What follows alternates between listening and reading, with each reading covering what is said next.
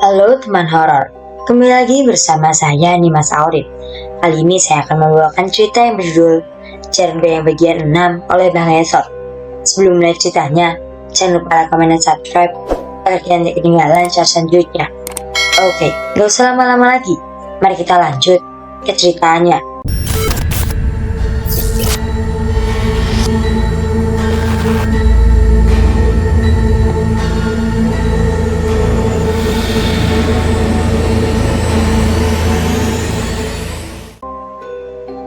Jaran goyang. Ahmad belum selesai telah banyak penderitaan yang ia alami selama ini, dan ia sekarang akan menuntut balas dan merebut istrinya kembali. Daru bangun. Ia panik saat melihat Mila tergolek tak sadarkan diri di lantai. Hujan masih sangat deras, percikan airnya menerpa wajah Daru. Pintu rumahnya terbuka, tidak ada siapa-siapa di sana. Ia kemudian membopong istrinya masuk ke dalam kamar. Setelah itu, ia keluar kamar dan menutup pintu rumah. Ia menengok sekeliling halaman sebelum menutup pintu. Tetap tidak ada siapa-siapa di sana. Daru tidak melihat kalau roh Ahmad sudah ada di dalam rumahnya. Padahal Ahmad berdiri di pojokan memandangi Daru dengan penuh amarah. Tujuan Ahmad hanya satu, membunuh Mila. Istrinya itu harus ikut ke alam goib bersamanya. Maka malam itu juga ia masuk ke dalam tubuh Mila yang sedang tak sadarkan diri di atas tempat tidurnya. "Sayang, kamu udah sadar?" tanya Daru. Terlihat Mila duduk di atas tempat tidurnya. Ia tertunduk. "Sayang." Mila tidak menjawab. Ia turun dari tempat tidur lalu melangkah ke dinding kamarnya. Bertubi-tubi Mila membenturkan kepalanya ke dinding dengan sangat keras. Kepalanya terluka dan mengeluarkan darah. Darah itu juga sebagian menempel di dinding. "Mila, apa-apaan kamu?" Daru mencoba menahan tubuh istrinya, tapi Mila malah mengamuk. Kedua bola matanya merah. Daru membanting tubuh istrinya ke atas tempat tidur. Ia lalu menahannya sekuat tenaga. Perlahan Mila lemas, matanya sayup, kemudian terkatup. "Kita udah kehilangan anak pertama kita. Aku gak mau kehilangan kamu, sayang," kata Daru. "Ada apa, Pak?" Farhan muncul di mulut pintu sambil mengutuk matanya yang masih menahan kantuk. Farhan terkejut melihat darah di dinding. Parman duduk di ruang tamu. Sementara Daru, ia menjelaskan apa yang terjadi dengan Mila semalam. Ia yakin kalau roh Ahmad datang lagi untuk membalas dendam. "Aku membunuh Ahmad, Pak." "Sudah gila kau, Daru. Kau kemanakan mayatnya?" tanya Parman. Ia terkejut mendengar penjelasan Daru. "Aku hanyutkan ke sungai." Parman bergeming. Ia terlihat sedang berpikir. "Roh Ahmad pasti akan mengejar-ngejar Mila," ujar Parman. "Bakar yo, dia pasti bisa mengatasi roh Ahmad." "Bakario sudah lama meninggal," jawab Parman singkat. "Selanjutnya, mau tidak mau, kita harus cari dukun lagi." Saat mereka sedang mengobrol, tiba-tiba terdengar suara kursi kayu yang bergesekan dengan lantai dari dalam kamar Mila. Buru-buru Daru menengoknya. Di sana terlihat Mila sedang membuat simpul dari sebuah shell untuk gantung diri. Parman langsung loncat menerjang tubuh Mila. Ia segera menahan tubuh Mila agar tidak melakukan perbuatan nekat. "Bangsat kau Ahmad, keluar dari tubuh anakku." Mila mengamuk. Ia bahkan menggigit tangannya sendiri hingga berdarah. Ia juga mencakar wajahnya sendiri. Urat-urat merah bekas cakaran muncul dan mengeluarkan sedikit darah. "Daru, ambilkan tali," pinta Parman. Bergegas, Daru mengambil tali dari dapur. Kedua kaki dan tangan Mila diikat. Sementara itu, Mila tidak henti berteriak dan mengamuk. "Keluar kau Ahmad bangsat, hadapi aku." Daru naik pitam. Tak lama kemudian, Parman dan Daru terpental, seperti ada angin kencang menerjang tubuh mereka. Tali yang mengikat Mila pun putus. Mila perlahan bangkit, lalu melangkah mendekati mereka berdua. Daru dan Parman mulai ketakutan. Mila yang sedang dirasuki Ahmad semakin mendekat ke arah mereka berdua. Sebuah pisau dari dapur tiba-tiba melayang. Pisau tersebut meluncur ke wajah Daru dan menusuk tepat di bagian mata kanannya. Darah mulai keluar dan sekejap mengalir deras ke lantai. Parman berteriak. Ia merasa ngeri melihat kejadian itu. Pisau yang menancap di wajah Daru perlahan bergerak. Pisau itu tercabut dengan sendirinya, lalu melayang seperti hendak menghantam Parman. Namun, sesaat sebelum pisau itu melesat, Mbok Kartika muncul. Ia adalah pembantu rumah Parman yang baru saja kembali dari kampung. Mbok Kartika terkejut dengan apa yang dilihatnya. Bibirnya kemudian bergetar merapalkan mantra. Pisau yang hampir saja membunuh Parman seketika jatuh. Mila menoleh ke perempuan tua itu. Ia kemudian berlari menghampirinya. Leher Mbok Kartika dicekik sekuat tenaga. Namun Mbok Kartika tetap tenang. Matanya mulai terpejam. Bibirnya tak henti membaca mantra dalam bahasa Jawa. Iki panalukan ing braja. Iya kikat tirta krama dewa kamanuca. Amunggu ing pongkot ilat kita. Kanya tahan andikaning nabi rukun putih kang munggu ing enga ilat kita. Sangkin putih kang munggu ing puncak ilat kita. Kanya tahan kamacian ning Allah. Iya iku kang wisesa ing braja kabeh. Seketika Mila merasa tubuhnya panas seperti dibakar. Ia jatuh ke lantai seperti cacing kepanasan sambil berteriak minta ampun. Suara yang keluar bukanlah suara Mila, melainkan suara Ahmad. Parman tidak menyangka kalau asisten rumah tangga Daru itu sakti juga. Mbok Kartika mendekati Mila yang masih kesakitan. Telapak tangannya diletakkan di atas kening Mila. Keluar sampean dari tubuh ini, bentaknya. Ampun, panas, ampun. Dengan sekali hendakan tangan, Ahmad keluar dari tubuh Mila. Tubuh Mila lunglai dan ambruk ke lantai. Ia kemudian dipopong oleh Parman ke tempat tidur. Sementara Daru tewas dengan mengenaskan. 2 hari semenjak kejadian mengerikan itu, Mila dirawat di rumah sakit. Ia terbaring, tidak sadarkan diri. Selang infus dipasang di lengan kanannya. Satira, ibu Mila, setiap hari menangisi anaknya di tepi tempat tidur. Ia tidak menyangka begitu banyak cobaan yang dialami anaknya. Kita harus mengadakan ritual, kata Mbok Kartika yang beberapa hari ini ikut mengurus Mila. Lakukan, Mbok, asal anak saya selamat, pinta Parman. Saya bisa merasakan kalau roh Ahmad masih ada di sini. Jangan biarkan dia mengganggu anak saya lagi, Mbok, tambah Satira. Jangan khawatir, Pak. Dengan ritual ini, roh Ahmad tidak akan pernah lagi mengganggu anak Bapak. Tapi, sebelum melakukannya, saya harus mempersiapkan sajanan terlebih dahulu.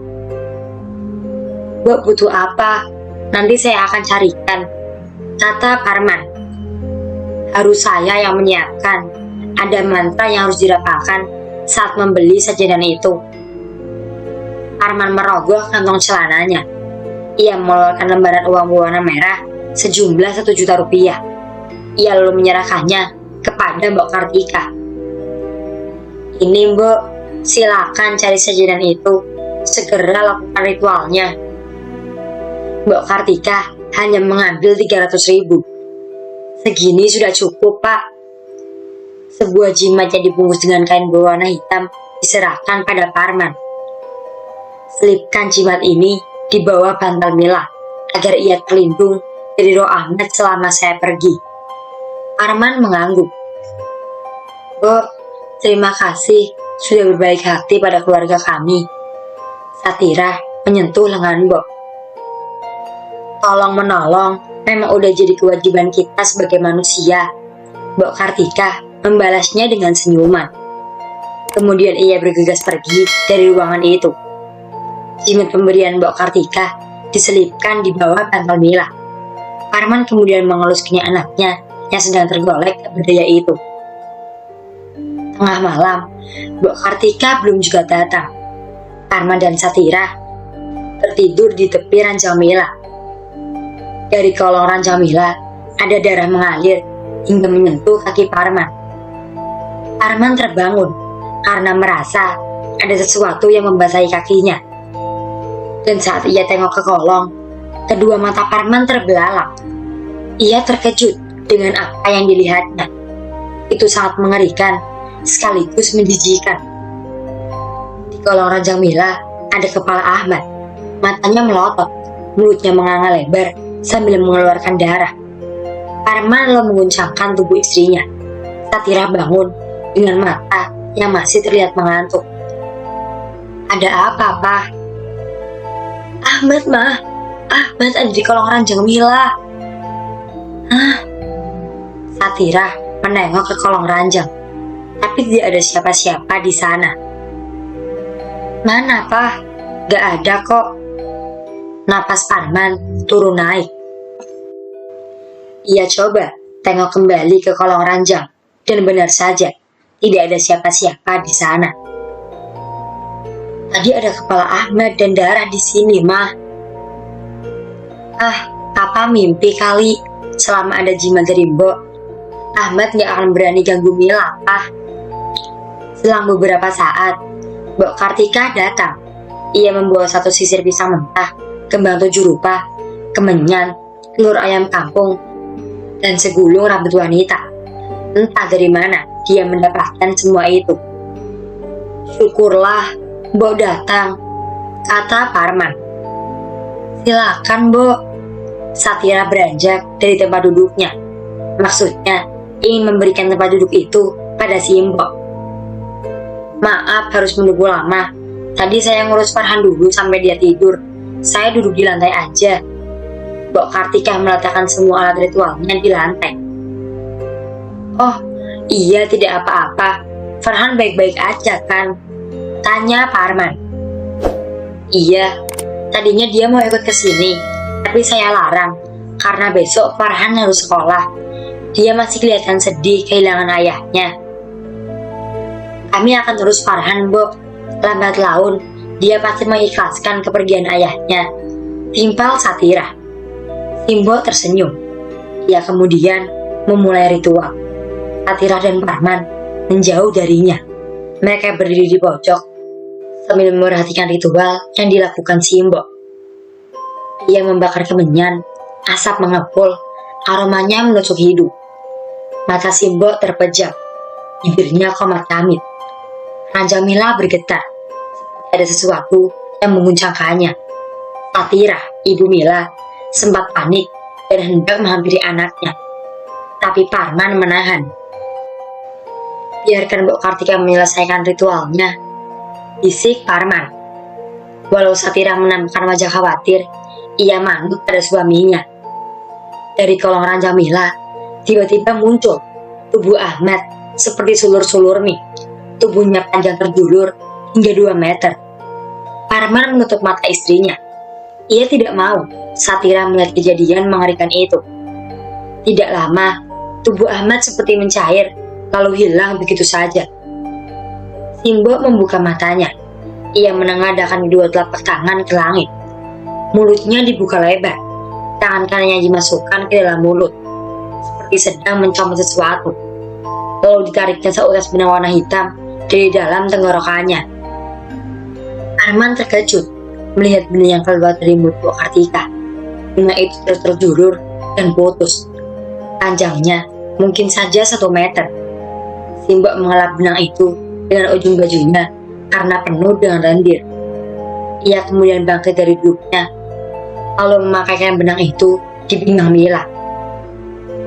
Roh Ahmad tidak akan berani mengganggu Mila selama benang ini masih melingkar di pinggangnya, ucap Mbok Kartika sambil tersenyum. Terima kasih banyak, Bo. Saya akan pastikan benang itu tidak akan lepas dari pinggang Mila.